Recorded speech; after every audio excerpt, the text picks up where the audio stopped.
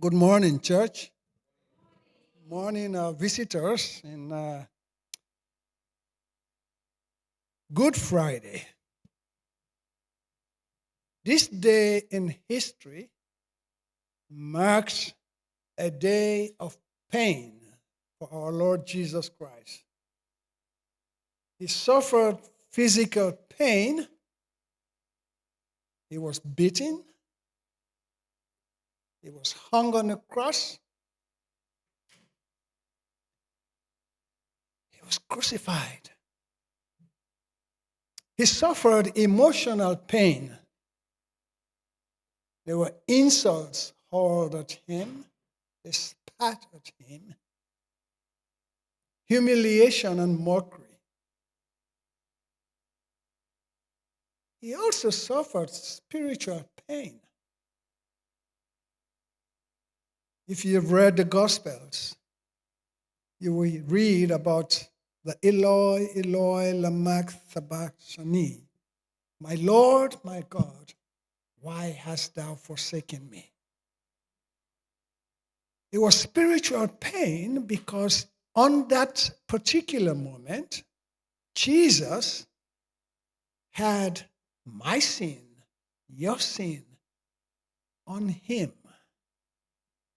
And he felt because of that, his Father would not look at him.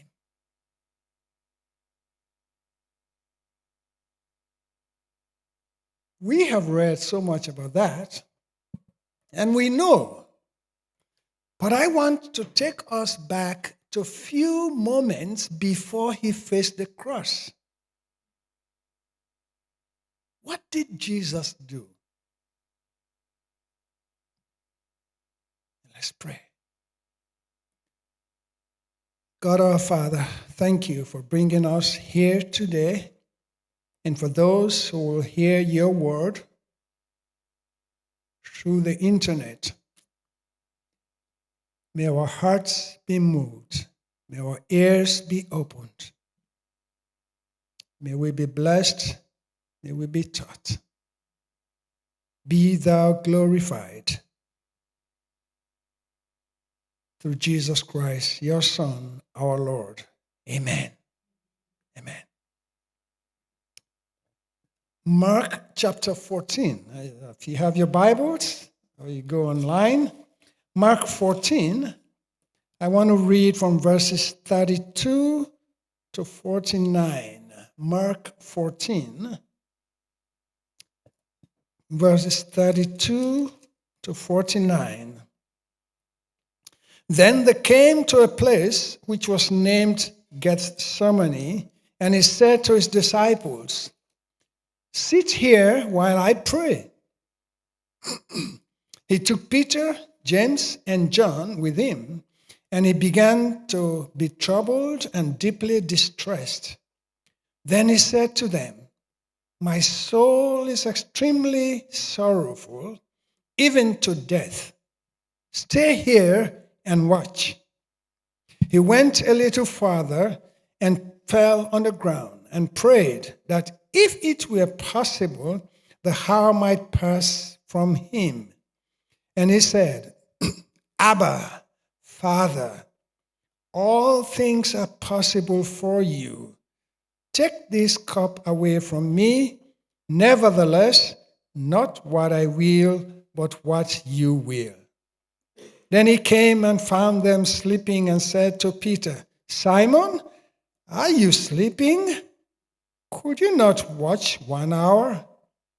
Watch and pray, lest you enter not into temptation. The spirit indeed is willing, but the flesh is weak." Again he went away and prayed and spoke the same words. And when he returned, he found them asleep again, for their eyes were heavy, and they did not know what to answer him. Then he came to the third time and said to them, "Are you still sleeping and resting? It is enough. The hour has come. Behold, the Son of Man is being betrayed into the hands of sinners. Rise, Let us be going. See, my betrayer is at hand. And immediately while he was still speaking, Judas, one of the 12, with a great multitude with swords and clubs, came from the chief priests and the scribes and the elders. Now his betrayer had given them a signal, saying, "Whomever I kiss, he is the one. Seize him and lead him away safely." As soon as he had come, immediately he went up to Jesus and said to him, "Rabbi, Rabbi," and kissed him. Then they laid their hands on him and took him.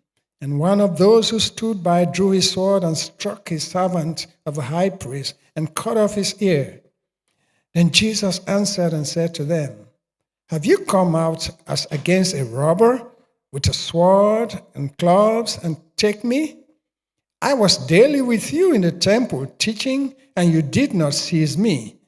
But the scripture must be fulfilled." In verse 50, then they all forsook him and fled.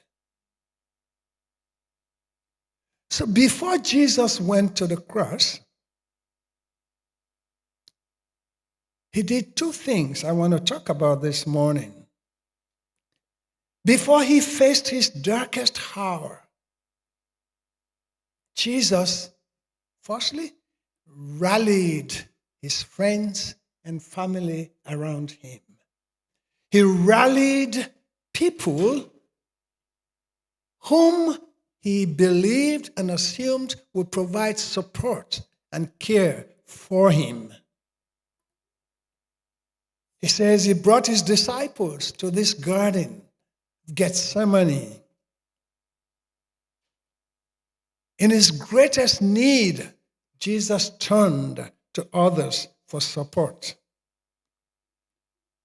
And for him, it was the disciples, the people he has been with for 3 good years, and he needed them at a very critical moment of his life. For you and I today in the church, it can be blood family. It can be people we worship with. It can be people who have survived certain other darkest moments in their lives. In Galatians chapter 6, verse 2, Paul admonishes us, "Bear one another's burdens, thereby fulfilling the law of Christ." What is the law of Christ? It's to help one another. Be there for each other. Jesus recognized the importance of friends being around him at a time when he was going to face his darkest hour. So he rallied people that he knew will love and support him. But I want you to know that like Jesus, he knew that people are weak, people can disappoint, people can fail, and people can desert you. When the going gets tough, there are people whom you think are your best friends or are your closest family members, they can turn their back away from you. They can leave you alone in your sorrow, in your burdened hour. It's happened to me. I'm sure it has happened to you. If not, it will happen to you. You take up the phone and you call them, and they don't even answer. If they answer, they'll say, "Oh, I'm so busy, sorry to hear, but we got a place to go, we got things to do, we got that to do." Jesus brought his friends in this garden, hoping to get their support. But what did he find? 3 times he came back and they were sleeping. He didn't say that, but I'm sure some of them were snoring. People will fail us. In fact, in verse 50 of chapter 14, it says, they all left. They deserted. These are people Jesus counted upon in his darkest hour. But they fled. They deserted. So, what did Jesus do next? He reached out to the ever-present God, his Father. He reached out to God. And in his reaching out, he prayed. I want us to notice particularly aspects of his prayer. First, he affirmed the power of his Father. I know all things are possible with you. I know. But as your son, in this human body, this is heavy for me. This is tough. You know, if you're in America, you say, this sucks, God. This sucks. I am going to be crucified. Even though I came for this, it sucks. Now, this is Jesus talking to his Father. Hey, I want you to notice that in his prayer, Jesus did not use fancy language. He did not use deep theological terms. He did not sugarcoat. He expressed to God how and what he was feeling at that moment. Friends, as Christians, you hear in today's language the Joel Austins who preach to you and say, you know, don't say this is bad, this is heavy for me. Don't say that. Just be grateful to God. Just read Jesus. He had told his disciples first that he feels sorrowful in his heart to the point of death. It was no plaything. It was no positive thinking here. He was being honest to God, his Father. And what an example. When we come praying to God in our darkest hour, let us tell him exactly how we feel. If you're burdened, let him know. If you're sorrowful at heart, let him know. He's your Father. He's my Father. Just watch a 3-year-old come to his dad or her mom. They don't feel shy to say what they need. They don't. They just speak it out. As God's children, when we are in our darkest need, we need to tell God as it is. No deep theological thinking, no terms. Just say, Lord, I am troubled. Lord, I am hurting. Lord, everybody has gone. They have forsaken me. I am alone in this dungeon. Help me. Jesus, simple words, Abba, Father.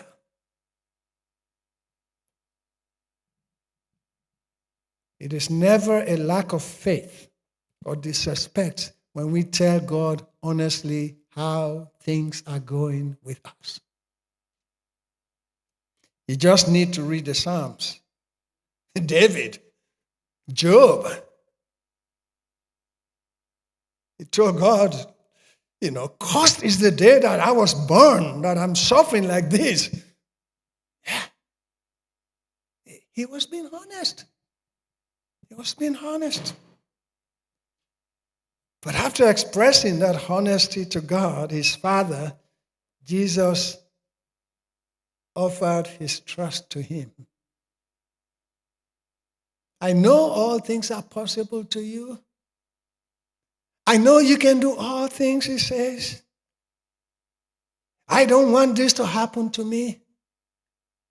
But not my will. Let your will be done. Hallelujah.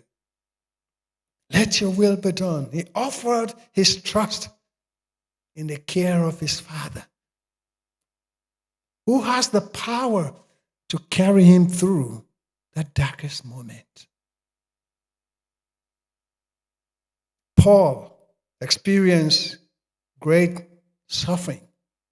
In 2 Corinthians chapter 12, verse 9, after battling all that he battled with, he said, God spoke to me and said in chapter 12, verse 9, my grace is sufficient for you, for my strength is made perfect in weakness. So not only are we required in our darkest hour to come to God, to talk to God, but we must also surrender to his power, because he alone has the power to take us through that suffering, those hours. My grace is sufficient for you. My strength is made perfect in your weakness. That's God's promise to you. That's God's promise to me. Other people will go away, but God will still be there, and his grace will be there. Friends, before Jesus faced the cross,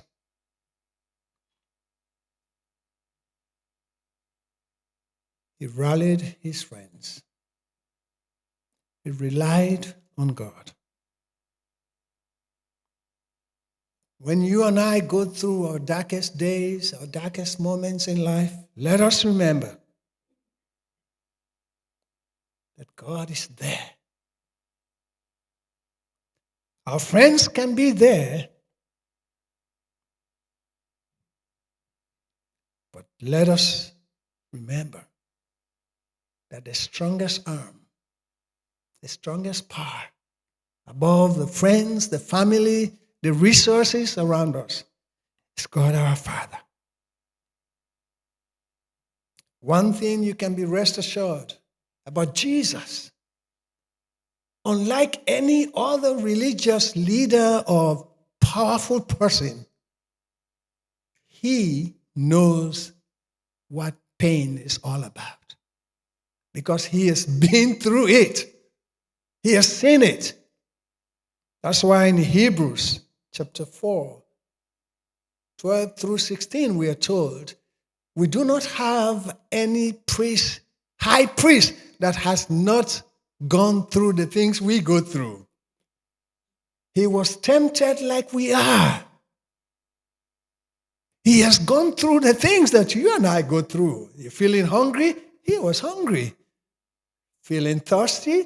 He was thirsty. Feeling abandoned? He was abandoned. Feeling mocked? He was mocked. So when we come to him and pray, we're talking to someone who knows what it feels. You know, when I studied in seminary, I did counseling for my master's.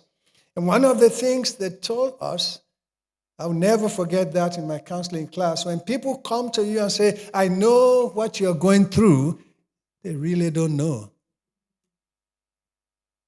They may have experienced something like what you're going through, but they really don't know. And we shouldn't be telling people that when they're suffering. I really know what you're going through. No. The only person that knows best is that person and God. So when we come to Jesus and hear him say, daughter, son, I know. I've been there. And we can walk through this together. Hallelujah. We can walk through this together. And you better believe that he will be there for you and for me. Amen? When you come to your darkest hour, you can rely on friends.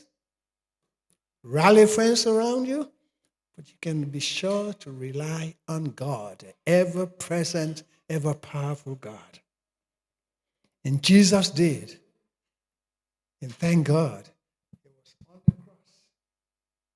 It all worked well. It all worked well. And Sunday, we will be saying, hallelujah, he is risen indeed. Let us pray.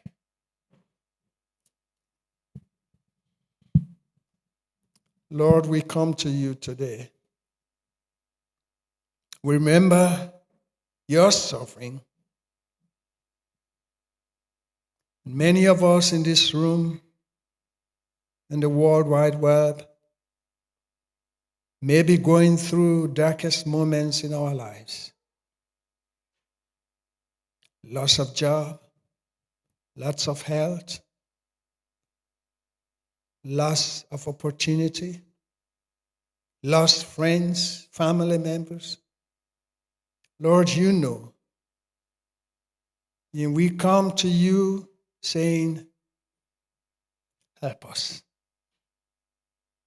Help us. Hear us and heal us. Thank you through Jesus Christ, our Lord. Amen.